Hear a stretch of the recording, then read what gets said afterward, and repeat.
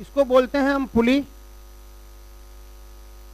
और यहां पे एक मास है M2 और यहां पे एक मास है M1, ठीक है। तो और ये है स्ट्रिंग। पुली आइडियल है। आइडियल पुली क्या कहलाती है? जो मासलेस भी हो और जो फ्रिक्शनलेस भी हो। जो मासलेस भी हो और फ्रिक्शनलेस भी हो। स्ट्रिंग आइडियल कौन कहलाती है? जो मासलेस भी हो, फ्रिक्शनलेस भी हो और इनएक्सटेंसिबल हो, जो एक्सटेंड ना करे। इनएक्सटेंसिबल हो, जो एक्सटेंड ना करे, ठीक ना? ऐसा है। वास्तव में ये जो पुली होता है ये एक गियर की तरह काम करता है, लाइक दिस, ऐसे गियर की तरह काम करता है। और ये स्ट्रिंग भी ऐसी होती है। जब तुम स्ट्रिंग को खींचते हो ये आके इस पे धक्का लगाता है और ये नाच जाता है। अगर ये स्मूथ होगा तो फिर ये नाच पाएगा क्या? यानी पुली तभी रोटेट करना शुरू करेगी जब इसमें फ्रिक्शन होगा। अगर फ्रिक्शन नहीं होगा तो पुली रोटेट नहीं कर पाएगी। उसे रोटेट कराने के लिए यहां फ्रिक्शन चाहिए। दूसरी बात, पुली के दोनों तरफ, इधर रस्सी है इधर रस्सी है, ये स्ट्रिंग अपनी तरफ खींचेगी T1 से, ये स्ट्रिंग अपनी तरफ खींचेगी T2 से। मेरा कहना है कि T1 और T2 बराबर होंगे कब? व्हेन T1 T2 बराबर तब होंगे जब पुली इज आइदर मासलेस और फ्रिक्शनलेस और बोथ। उनमें से कोई भी एक हो जाए, खाली मासलेस हो जाए या खाली फ्रिक्शनलेस हो जाए या दोनों हो जाए, तो हम दोनों टेंशन क्या ले लेंगे? बराबर लेंगे। लेकिन अगर ऐसा हो जाए कि पुली के पास मास भी है, mass of pulley is m, और ये रफ भी है, यानी फ्रिक्शन है नहीं है यहाँ पे, सॉरी फ्रिक्शन है, मास भी है और रफनेस भी है, तो क्या हम T1 T2 बराबर लेंगे? नहीं। तब क्या लिखेंगे? T1 is not equal to T2। लेकिन अगर कोई भी एक बात हो जाती है, पुली का मास 0 कर दीजिए, चाहे स्मूथ कर दीजिए, इसको रफनेस 0 कर दीजिए, तो टेंशन को बराबर ले सकते हैं। पुली के दोनों तरफ टेंशन बराबर तब लेंगे जब या तो पुली मासलेस है या फिर फ्रिक्शनलेस है। दोनों में से अगर कोई एक बात भी है तो हम दोनों तरफ टेंशन बराबर ले लेंगे। बात पक्की? ठीक है, चलिए। पहली तो बात ये हो गई, दूसरी बात ये हो गई, ठीक है। और ख्याल रहे ये स्ट्रिंग भी मासलेस होनी चाहिए। पुली मासलेस हो, फ्रिक्शनलेस हो and string is massless. String is massless. String भी मासलेस हो तब जो है जाकर के आप दोनों तनाव बराबर लेंगे, ठीक है। और वास्तव में कोई चीज मासलेस तो होती नहीं। मासलेस का मतलब क्या हुआ? आप यहाँ पे 10 किलोग्राम और 20 किलोग्राम के मास यूज कर रहे हैं और रस्सी 100 ग्राम की है, 200 ग्राम की है। इसके कंपैरिजन में इसका मास कम है, ठीक ना? इसके कंपैरिजन में इसका मास कम है। इन दोनों कंपैरिजन में इसका मास कम है, ठीक है, राइट? ऐसा है। तीसरी बात, जैसे यहां एक पुली है, ये मासलेस भी है, मतलब आइडियल पुली है। आइडियल पुली है और स्ट्रिंग्स भी आइडियल है। ये M1 है, ये M2 है। M2 बड़ा है M1 से। Ideal pulley and ideal string, इसलिए दोनों और टेंशन क्या हो जाएगा बोलो? तो हो जाएगा TT, राइट? M2 बड़ा है M1 से। जितनी रस्सी इधर नीचे जाएगी उतनी रस्सी इधर ऊपर जाएगी। जितनी स्ट्रिंग इधर कंज्यूम होगी उतनी इधर रिलीज होगी, सॉरी जितनी रिलीज होगी उतनी इधर कंज्यूम होगी, ठीक है। इसका एक्सेलरेशन अगर A है नीचे की तरफ तो इसका क्या होगा? A होगा ऊपर की तरफ, इसका A होगा नीचे की तरफ, ठीक बात है। हम इसका फोर्स डायग्राम बनाते हैं, क्या हो जाएगा? इसका वेट कितना? M2G नीचे की तरफ और टेंशन T, रस्सी कितने से खींचती है? टी से खींचते अपनी तरफ, ठीक है। ये इसका फोर्स डायग्राम बन गया। एक्सेलरेशन क्या होगा इसका, नीचे की तरफ। इसका फोर्स डायग्राम क्या बनेगा बोलो, इसका वेट कितना m1g नीचे की तरफ, स्ट्रिंग कितने से खींचेगी, टी से। इसका एक्सेलरेशन ऊपर की तरफ। एक्सेलरेशन भी वास्तव में दूरी ही है। एक्सेलरेशन जो है पिछले सेकंड की तुलना में जितने सेकंड आप ज्यादा चलते हैं उसी को एक्सेलरेशन बोलते हैं। तो ये दोनों और दूरी है, जितना ये चलेगा उतना ये भी चलेगा, इसलिए दोनों तरफ एक्सेलरेशन क्या होगा, सेम होगा। मैग्नीट्यूड सेम होगा, दिशाएं एक्सेलरेशन की अलग अलग होंगी, ठीक है। चलिए अब हम इक्वेशन लिखते हैं। जिस दिशा में नेट एक्सेलरेशन हो उसी दिशा में नेट फोर्स भी होना चाहिए। m2g बड़ा है कि t, m2g बड़ा होना पड़ेगा क्योंकि नेट एक्सेलरेशन इधर है, नेट फोर्स इधर होना चाहिए।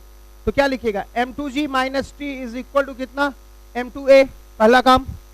दूसरा क्या बोलो, नेट एक्सेलरेशन इधर है, नेट फोर्स इधर होगा, t बड़ा कि m1g, t क्या लिखिएगा, t minus m1g is equal to m1 into ए।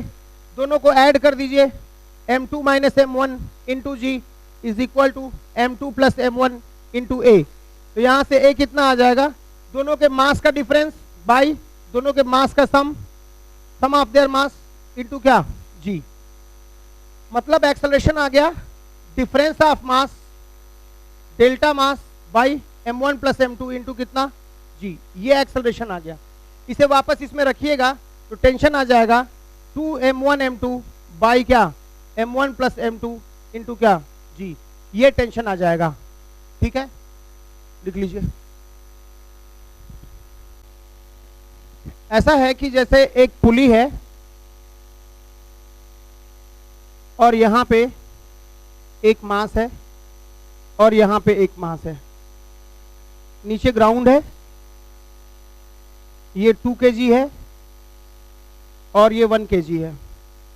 ये यहां से 1 मीटर की ऊंचाई पे है और ये यहां से 1.5 मीटर की ऊंचाई पे है। क्या होगा, 2 kg है, पुली मासलेस है और स्ट्रिंग भी आइडियल है, दोनों तरफ टेंशन हम सेम ले सकते हैं। ये नीचे आएगा, कितना मीटर नीचे जाएगा तो जमीन पे रुक जाएगा, 1 मीटर जाने के बाद जमीन से टकरा जाता है और प्रॉब्लम में दिया है टकराने के बाद ये उसी से चिपक के वहीं रह जाता है। जब ये 1 मीटर नीचे आएगा तब ये 1 मीटर ऊपर गया होगा, ये 1 मीटर नीचे आ गया तो ये 1 मीटर ऊपर चला गया, ठीक बात है। ये यहां से यहां आ गया और ये यहां से यहां आ गया, ऐसा हो गया। लेकिन ये तो यहीं चिपक जाएगा, ये चिपकते वक्त इसकी वेलोसिटी मान लेता हूं v1 होगी। जितनी देर में ये 1 मीटर नीचे आया उतनी देर में 1 मीटर ऊपर चला गया होगा। इसकी स्पीड अगर v1 है तो इसकी स्पीड भी उस वक्त क्या होगी, v1 ही होगी, ठीक है। ये तो यहीं चिपक गया लेकिन ये क्या होगा, उस आवेग के कारण जाता रहेगा। जो ये और ऊपर जाएगा, रस्सी से कनेक्टेड ही है, जो ये और ऊपर जाएगा रस्सी ढीली हो जाएगी, क्योंकि पहले तो जितना इधर रिलीज होता था उतना इधर कंज्यूम हो जाता था। अब क्या है, जो ये ऊपर जाएगा रस्सी ढीली पड़ जाएगी, रस्सी ढीली हो जाएगी तो क्या होगा, टेंशन रस्सी में 0 हो जाएगा और केवल क्या लगने लगेगा, इस पे mg फोर्स लगने लगेगा, यानी इसका फ्री फॉल होने लगेगा, ठीक है। इसका एक्सेलरेशन कितना हो जाएगा बोलो, नीचे की तरफ g हो जाएगा, श्योर, ठीक है। फिर ये थोड़ी देर बाद जाकर के इसकी वेलोसिटी 0 हो जाएगी, ठीक ना। तो ये जमीन से मैक्सिमम कितनी ऊंचाई पे जाएगा ये पूछ रहा है, ठीक ना। तो पहले से 1.5 तो था ही, ये 1 ये हो गया, फिर यहां के बाद फ्री फॉल करके यहां पहुंच जाएगा। टोटल हाइट हमें निकालनी है, ठीक है। पहले हम ये वेलोसिटी निकालने, पहले हमें एक्सेलरेशन निकालना पड़ेगा। यहां से यहां तक बॉडी एक्सेलरेट कर रही है a एक्सेलरेशन से और फिर रिटार्ड कर रही है g रिटार्डेशन से, है ना।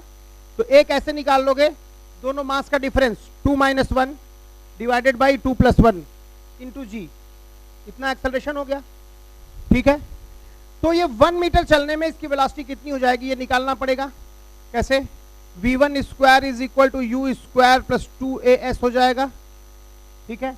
u इसका 0 है तो v1 कितना हो गया, √2, a की वैल्यू g/3, s कितना है 1, ये आ गया, g की वैल्यू 10 आ गई, तो कितना आ गया, √20/3 मीटर पर सेकेंड। कितनी वेलोसिटी हो गई देख लेना, ठीक ना, इतनी वेलोसिटी हो गई। और ये कितना हाइट और जाएगा, यहां पे देखो, यहां पे रिटार्डेशन हो गया, तो 0 square is equal to v1 square minus 2gh, ऐसा हो जाएगा। ये h हाइट है तो h कितना हो जाएगा बोलिए, v1 स्क्वायर बाई 20, 2g मतलब 20, v1 स्क्वायर की वैल्यू कितनी आ गई 20/3, तो 20/3 इंटू 20 कितना आ गया 1/3 मीटर हो गया।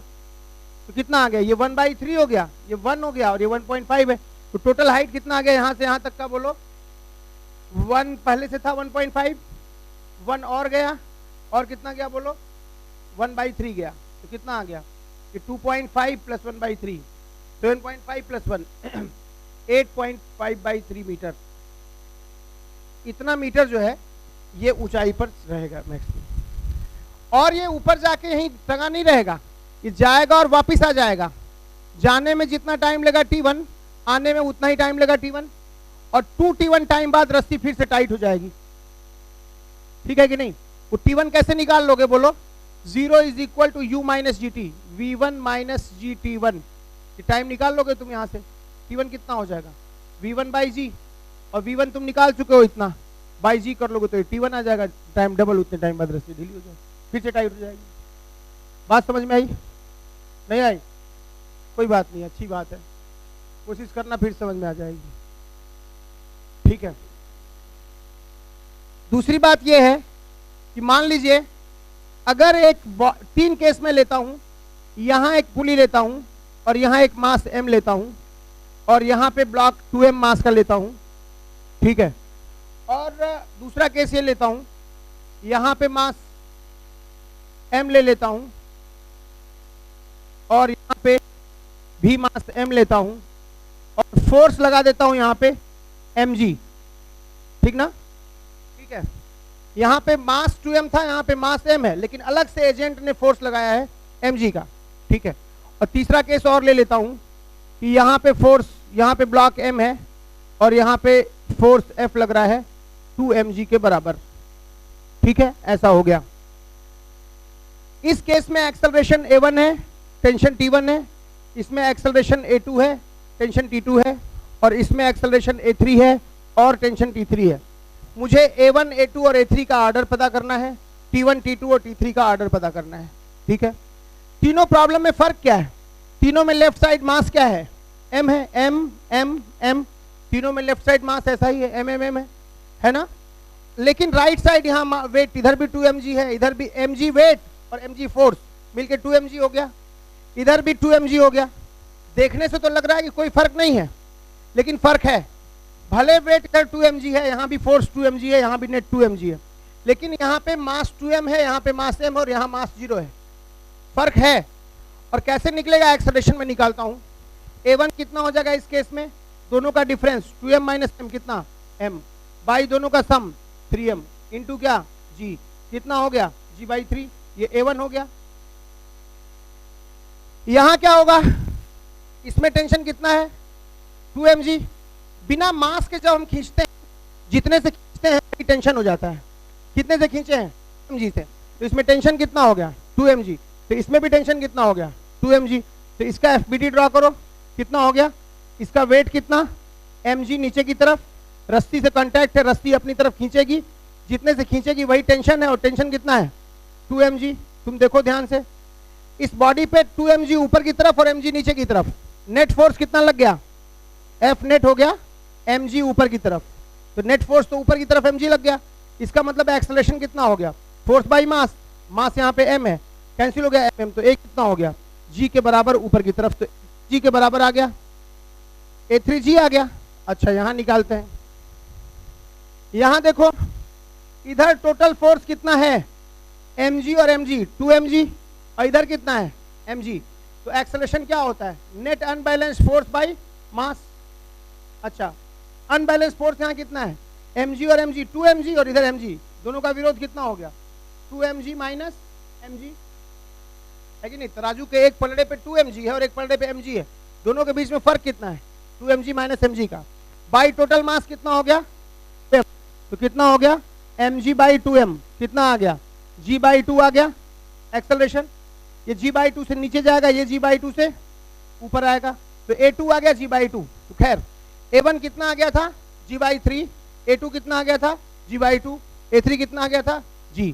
A1 was G/2, A1 was G/3, A2 was G/2 and A3 is G। कौन बड़ा है? A3 बड़ा है A2 से और A2 बड़ा है A1 से, ऐसा है, ठीक है ना। और यहां की जहां तक बात है, यहां टेंशन निकालना पड़ेगा, तो कैसे निकालोगे? बॉडी का वेट कितना है बोलो? mg नीचे की तरफ है ना, स्ट्रिंग कितना है, टेंशन T मान लेता हूं, टेंशन T हो गया ऊपर की तरफ, नेट एक्सेलरेशन ऊपर की तरफ है कितना G/2। तो क्या लिखोगे? नेट एक्सेलरेशन ऊपर है, नेट फोर्स ऊपर होगा, T बड़ा कि mg? T बड़ा है ना, तो क्या लिखोगे? T माइनस mg हो गया, net force is equal to mass into acceleration m into G/2। तो T कितना हो गया? mg प्लस G/2 कितना हो गया? 3mg/2। ये टेंशन हो गया है ना, ठीक है। तो टेंशन कितना हो गया? अच्छा, इस केस में टेंशन कैसे निकालोगे? यहाँ पे T is equal to 2m1 m2g divided by क्या m1 प्लस m2, तो कितना हो जाएगा 2 into 1 into 2 divided by 1 plus 2 3 into mg, यही ना। कितना आ गया? 4/3 mg। T1 आ गया 4/3 mg, T2 आ गया 3/3 mg/2 और T3 आ गया इतना, ठीक है। तो T1 is 4/3 mg and T2 is 3/2 mg and T3 is कितना 2 mg। सबसे बड़ा कौन है? T3, फिर T2, फिर T1। फर्क है कि नहीं? फर्क है, राइट, लिख लीजिए।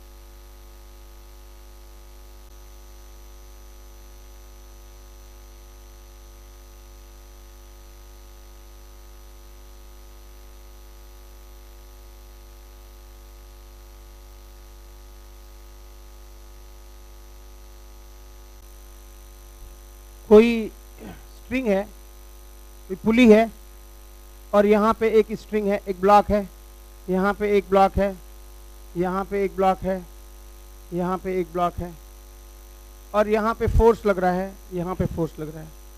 ये फोर्स, ये ब्लॉक 5 kg का है, ये 3 kg का है, ये 2 kg का है, और ये 1 kg का है। इधर फोर्स लग रहा है 30 न्यूटन, इधर फोर्स लग रहा है 10 न्यूटन। ये स्ट्रिंग अलग है, इसमें टेंशन T1 होगा, ये स्ट्रिंग में टेंशन T2 होगा, और ये दोनों एक ही स्ट्रिंग है, तो इसमें भी T2 होगा और इसमें T3 होगा, ठीक है। मुझे पूछा है पूरे सिस्टम का एक्सेलरेशन बताओ और T1, T2, T3 बताओ कितना होगा। मुझे 4 इक्वेशन चाहिए। एक्सेलरेशन तो हम तुरंत निकाल लेंगे। इधर पर डे पे देखो कितना वेट है, बोलो 30 और 50, 80 और 30 कितना 110। इधर 110 न्यूटन और इधर कितना 10 और 20, 30 और 10 40, 40 न्यूटन इधर है ना, 40 न्यूटन इधर है, 110 न्यूटन इधर है। एक्सेलरेशन क्या होता है? Net force by mass. Net force कितना हो गया 110 इधर माइनस कितना 40 इधर, यही ना भाई, 10 और 20 और 10 है ना, बाई टोटल मास 5 3 8 1 9 2 11 कितना हो गया 70/11 मीटर पर सेकेंड स्क्वायर। हमारा एक्सेलरेशन तो तुरंत निकल गया, ठीक बात है, नहीं निकल गया, ठीक है। अब हम क्या कर लें, T3 निकाल लें। कैसे? इसका वेट कितना हो गया 20 न्यूटन। इसने 2 कांटेक्ट बनाए हैं, एक स्ट्रिंग से और एक एजेंट से। एजेंट तो 10 से खींच ही रहा है, स्ट्रिंग हमेशा अपनी ओर खींचती है T3 से। तो क्या हुआ नतीजा, T3 ऊपर हो गया और 30 नीचे हो गया। ये इसका क्या बन गया, फोर्स डायग्राम बन गया। ये बॉडी, ये सिस्टम A से नीचे आएगा और ये क्या होगा, A से ऊपर जाएगा। नेट एक्सेलरेशन ऊपर की ओर है, T3 बढ़ा कि 30, T3 बढ़ा, क्या लिखोगे, T3 minus 30 is equal to mass कितना, 2 into a acceleration, 2 into a कितना हो गया 70/11। तो यहाँ से T3 आ गया आपका, आ गया 140/11 प्लस कितना 30, कितना आ गया। ठीक बात है, बात समझिए। 1 kg की आएगी, 1 kg का एफबीडी कैसे ड्रॉ करिएगा बताइए। 1 kg का वेट कितना 10 नीचे की तरफ, और 1 kg ने दो कांटेक्ट बनाए हैं, ऊपर स्ट्रिंग नीचे स्ट्रिंग, ऊपर स्ट्रिंग और नीचे स्ट्रिंग। नीचे की स्ट्रिंग अपनी तरफ खींचेगी कितने से, T3 से, ऊपर की स्ट्रिंग अपनी तरफ खींचेगी कितने से, T2 से, राइट। और T3 की वैल्यू आप निकाल चुके हैं, है ना। तो आप क्या करेंगे, बॉडी किधर जा रही है, A से ऊपर जा रही है, क्या लिखिएगा इक्वेशन, T2 माइनस कितना 10 प्लस T3, बोलो this minus this plus this is equal to इसका mass into acceleration 1 into a. ऐसा कर लेंगे, ऐसे हो जाएगा इसका। इसी तरह इसका निकाल लोगे, अलग से बना लोगे तो T1 पालोगे, है कि नहीं। इसका क्या बनाओगे एफबीडी, इसका वेट कितना 50 नीचे की तरफ, और रस्सी कितने से खींचेगी T1 से, एजेंट कितने से खींच रहा था 30 से। नेट क्या हो गया बोलो 80 नीचे और T1 ऊपर, है ना। नेट एक्सेलरेशन इसका नीचे है तो ए से नीचे जा रहा है, तो क्या लिखोगे 80 minus T1 is equal to इसका मास 5 इंटू ए कितना 70/11। तो यहाँ से क्या आ गया T1 आ गया, यहाँ से T1 आ गया, यहाँ से T3 आ गया, T3 यहाँ आ चुका है, T2 यहाँ से आ गया, खत्म। सीधे ए निकाल लेना है एक बार में, ठीक है। कई बार ऐसा होता है कि चीजें मतलब कि एक ब्लॉक यहाँ पे है और ये यहाँ बंधा हुआ है, ये 6 kg का है, 3 kg का है, ये 2 kg का है। पूछते हैं एक्सेलरेशन कितना होगा, 0। जब ये बंधा हुआ है तो इसका टोटल वेट 20 है, इसको नीचे जाना चाहिए लेकिन ये बंधा हुआ है, ये कहीं जा पाएगा, सबका एक्सेलरेशन क्या होगा 0। तो एक्सेलरेशन सबका क्या होगा 0। ये 60 न्यूटन को संभालने के लिए कितना होगा 60 न्यूटन नीचे 60 ऊपर लगा होगा तभी ये रुका है। और यहाँ क्या होगा बोलो, इसका वेट कितना हो गया 30 नीचे, और ये रस्सी कितने से खींचेगी 60 से, और ये रस्सी ऊपर खींचेगी T2 से। T2 कितना हो गया बताओ, 30 प्लस 60 कितना हो गया, T2 हो गया 90 ना। 90 में भी T2 कितना हो गया 90 में कितना हो गया, इसका एफबीडी ड्रॉ करो। इसका वेट 20, रस्सी कितने से खींचेगी 90 से खींचेगी, इधर मान लो T3 है कि नहीं। तो ऊपर की ओर कितना 90, नीचे की ओर कितना T3 प्लस 20, T3 कितना हो गया 70 हो गया। यानी इसमें हो गया 70 न्यूटन, इसमें 90 न्यूटन, इसमें 60 न्यूटन। बात समझ में आई।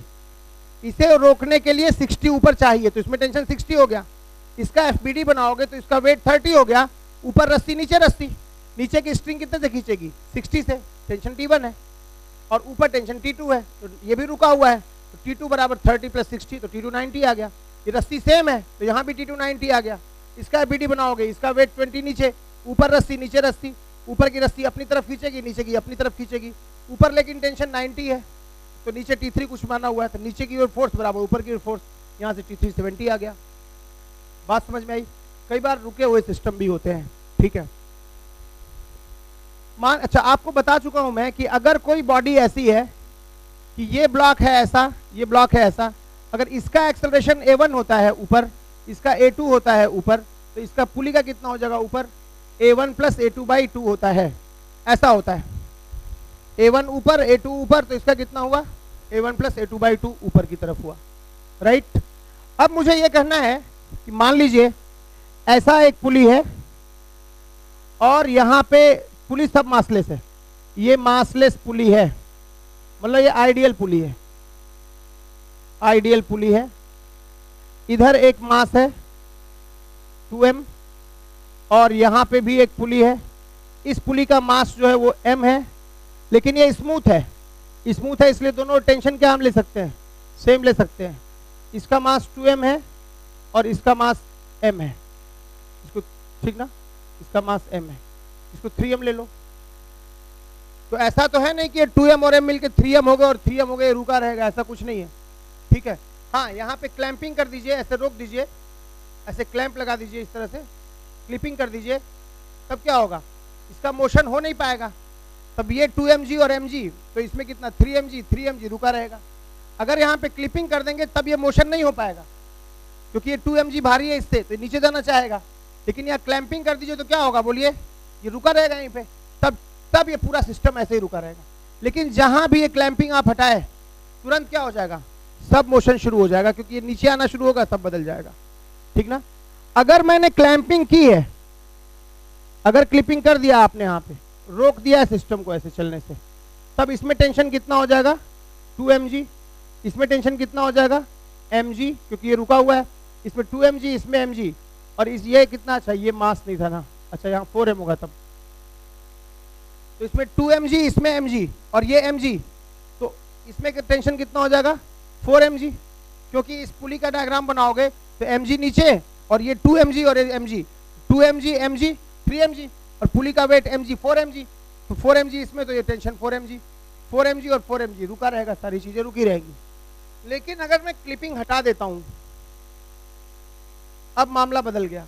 अब क्या होगा, अब सारी चीजें वही नहीं रह जाएंगी, कुछ भी नहीं रुका है, कुछ भी नहीं रुका, सब टेंशन कम हो जाएगा पहले से, ठीक ना।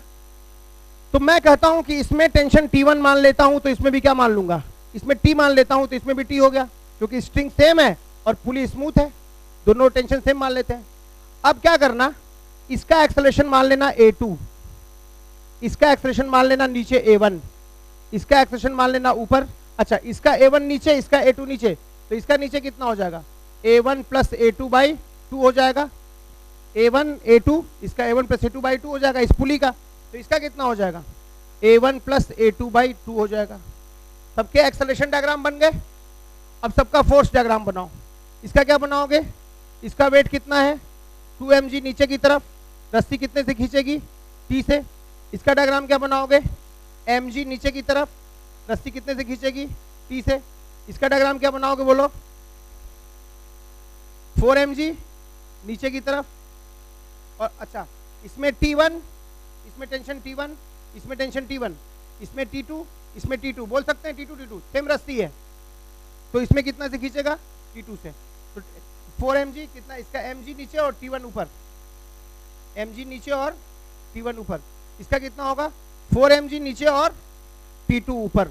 ऐसा होगा कि नहीं होगा, ये इसका डायग्राम बन गया, इसका डायग्राम ये बन गया, इसका डायग्राम ये बन गया। जरा इस पुली का डायग्राम बनाना, पुली का वेट कितना होगा बोलो, पुली का खुद का वेट कितना है mg नीचे की तरफ। पुली ने कितने कांटेक्ट बनाए हैं, 2 नीचे और 1 ऊपर, इधर 2 रस्सी है, इधर 2 रस्सी है, ये रस्सी अपनी तरफ खींचेगी, ये अपनी तरफ खींचेगी और ये अपनी तरफ खींचेगी, श्योर। ये अपनी तरफ कितने से खींचेगी T1 से, ये भी कितने से T1 से, और ये कितने से T2 से, क्योंकि इसमें टेंशन T2 है, राइट। तो क्या करिएगा, ये अब बताइए नीचे की ओर नेट फोर्स कितना है 2T1 प्लस mg, ऊपर की ओर नेट फोर्स कितना है T2, और ये पुली किधर आ रही है नीचे, एक्सेलरेशन कितने से A1 प्लस A2/2 से। ये पुली का फोर्स डायग्राम बना, ये एक्सेलरेशन डायग्राम बना, इस ब्लॉक का ये फोर्स डायग्राम है, ये एक्सेलरेशन डायग्राम है। इस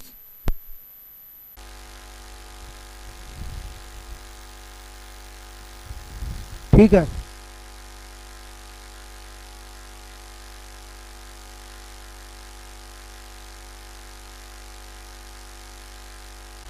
तो ये जो है इसका डायग्राम तुम बना दिए ऐसे, mg नीचे T1 ऊपर, इसका डायग्राम 2mg नीचे और T1 ऊपर। इसका क्या बना है 4mg नीचे और T2 ऊपर। इसका क्या बना है mg नीचे T1 है, तो T1 इधर T2 उधर ऊपर, और ये खुद का mg। नीचे की ओर नेट इतना हो गया, ऊपर इतना हो गया, ठीक बात है। और इसका एक्सेलरेशन A2 है नीचे, इसका A1 है, इन दोनों का आधा हो जाएगा इसका और उतना ही हो जाएगा इसका। अब सिर्फ फोर्स डायग्राम लिखने बाकी है। कितने अननोन है हमारे पास, A1 A2 T1 T2, 4 unknown है। 4 इक्वेशन मिलेंगे, कहाँ से मिलेंगे, एक इस ब्लॉक का, एक इस ब्लॉक का, एक इस ब्लॉक का, एक पुली का, ठीक है। तो पहला इक्वेशन लिखता हूं मैं इस ब्लॉक का, नेट एक्सेलरेशन नीचे A2 है ना, तो क्या लिखोगे 2mg minus T1 is equal to कितना 2m इंटू A2, श्योर।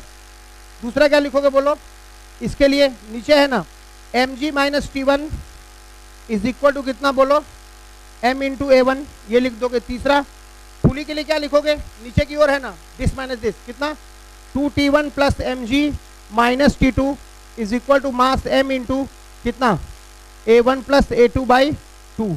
और चौथा क्या लिखोगे, उसके लिए ऊपर जा रहा है ना, तो T2 माइनस कितना, T2 minus 4mg is equal to कितना मास 4m इंटू एक्सेलरेशन कितना A1 प्लस A2 बाई 2, कितना आ गया।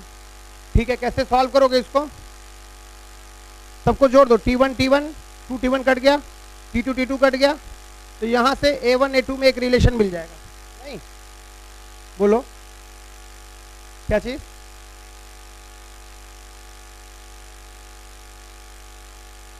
सही है ना, सॉल्व कर लेना इसको। ठीक है, ठीक है, लिख लीजिए।